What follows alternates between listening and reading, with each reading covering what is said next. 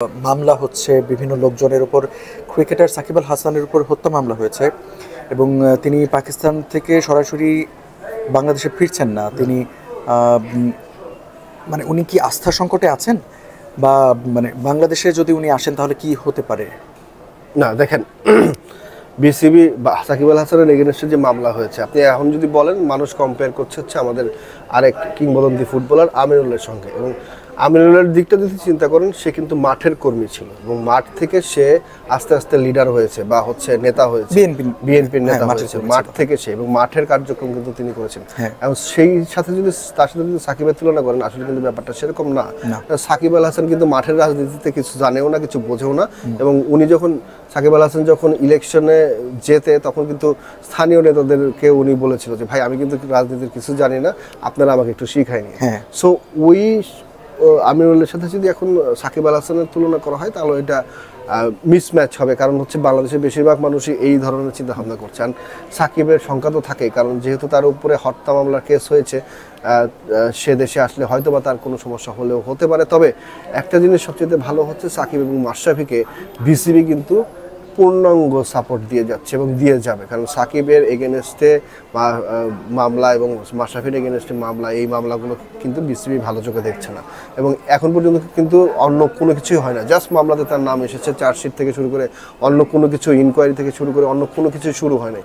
যেহেতু এগুলো কিছুই শুরু হয়নি, সেহেতু হচ্ছে সাকিব তো খেলা চালিয়ে যেতে পারবে। বাংলাদেশে এখন হয়তো বা বিসিবির পক্ষ থেকে বলা হচ্ছে বাংলাদেশে এখন না আসতেও হয়, তার মধ্যে কানাডা লিগ আছে, কানাডা লিগ খেলবে, বা অন্যান্য লিগ আছে, লিগ খেলে তারপরে সে ইন্ডিয়ায় টেস্ট খেলবে। পরে বাংলাদেশে সাউথ আফ্রিকা সিরিজে তখন আসবে কি আসবে না, তখন হচ্ছে সিদ্ধান্ত নেবে বিসিবি। তবে এখন পর্যন্ত বিসিবি সাকিব আল হাসানকে কিন্তু সাপোর্ট দিয়ে যাচ্ছে, এবং ক্রীড়া সাংবাদিক যারা আছে তারাও আসলে সাকিব আল হাসানকে সাপোর্ট দিচ্ছে। এমনকি আপনি দেখেন, আমিনুল যে পলিটিশিয়ান, উনি আসলে বোঝে পার্থক্যটা, পলিটিক্সের পার্থক্যটা, যে ও সাকিব আল হাসান যে লেভেলের পলিটিক্স করেছে, সেই লেভেলের পলিটিক্স করার পরে আসলে হ্যারাসমেন্ট হওয়া উচিত না। ঠিক আছে, সো সেই কারণে কিন্তু আমিনুলও বলেছে যে সাকিবের বিরুদ্ধে যে মামলা হয়েছে সেটা যেন উইথড্র করা হয়, অথবা হচ্ছে তাকে যেন গ্রেপ্তার না করা হয়। এবং আমরা এর আগে দেখেছি আইনমন্ত্রীও কিন্তু এই সেম কথাটাই বলেছে, যে সাকিবকে যেন মানে খুব বেশি আগ্রহ দেখায় সাকিবকে যেন গ্রেপ্তার করা না হয়। আসিফ নজরুল কথা বলেছিলেন। তো সবকিছু মিলিয়ে সাকিবের ব্যাপারটা পজিটিভ, বাট এখন হয়তোবা উনি ইচ্ছা করলেও হয়তোবা দেশে আসবেন না, কারণ ওনার অন্য জায়গায় খেলা, যে কারণে লিগ খেলে তারপরে আবার ওখান থেকে ইন্ডিয়াতে চলে যাবে। আরেকটা সম্পূরক প্রশ্ন আমি সাকিব প্রসঙ্গে করতে চাই। বাংলাদেশ যখন সিরিজ জিতলো, পাকিস্তানের এগেনস্টে হোয়াইট ওয়াশ করলো, তারপর সাকিব তার ফেসবুকে সরব হয়েছেন দীর্ঘদিন পর। তিনি লিখেছেন আলহামদুলিল্লাহ। তো সেখানে তার ভক্ত সমর্থকরা সাকিবের পক্ষে আছেন জানিয়েছেন। এছাড়া সাকিবের পক্ষে বিসিবি তো বলছিলেন যে সম্পূর্ণ সাকিবকে সহযোগিতা করছে বা সেই ফ্রিডমটা দিয়ে রেখেছে, এবং অন্যান্য ক্রিকেটাররাও সাকিবের হয়ে বলেছেন যে সাকিবের পাশে আছি। তো এই জনমত থাকা নিশ্চয়ই ইতিবাচক সাকিবের জন্য।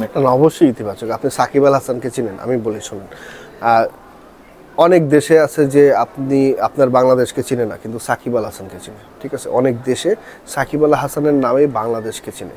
সাকিব আল হাসান বাংলাদেশের সবচাইতে বড় ব্র্যান্ড।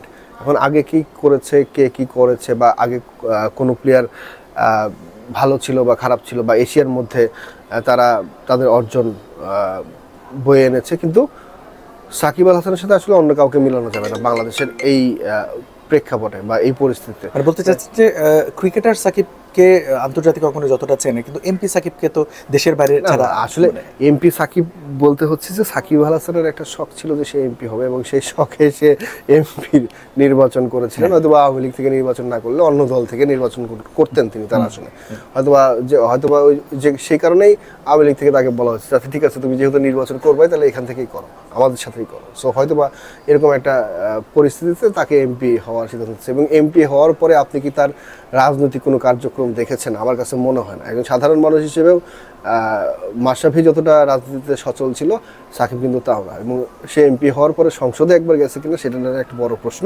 দ্বিতীয় প্রশ্ন হচ্ছে যে এমপি হওয়ার পরেই কিন্তু দেখা গেছে যে সে বিভিন্ন খেলায় ব্যস্ত।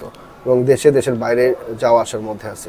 বিপিএল থেকে শুরু করে কানাডিয়ান লিগ থেকে শুরু করে টি-20 ওয়ার্ল্ড কাপ হলো, সব কিছু মিলে সাকিব আসলে এমপি হওয়ার যে সুখ বা স্বাদ, সেই স্বাদটা কিন্তু সাকিবের পায় নাই। তো যাই হোক, অনেক কথা বলছিলেন, সর্বোপরি বলতে চাই যে সাকিবের ভালো হোক। সাকিব বাংলাদেশের সম্পদ, সেই সম্পদ যেন আমাদের নষ্ট না হয় তেমনটাই চাওয়া, এবং সাকিবের প্রতি মানুষের যে ভালোবাসা এবং আবেগ সেইটা জিয়ে থাক এবং সাকিব ভালো করুক, এটাই চাওয়া। বাংলাদেশের ক্রিকেট এগিয়ে যাক, সর্বোপরি এমনটাই চাওয়া। তো সুখন সরকার, ক্রীড়া বিষয়ক সাংবাদিক আপনি, হাতুরু এবং সাকিব আল হাসান সম্বন্ধে বাংলাদেশের ক্রিকেট নিয়ে অনেক কথা বলেছেন। সময় দেওয়ার জন্য আপনাকে অসংখ্য ধন্যবাদ। থ্যাংক ইউ, আপনাদেরও ধন্যবাদ।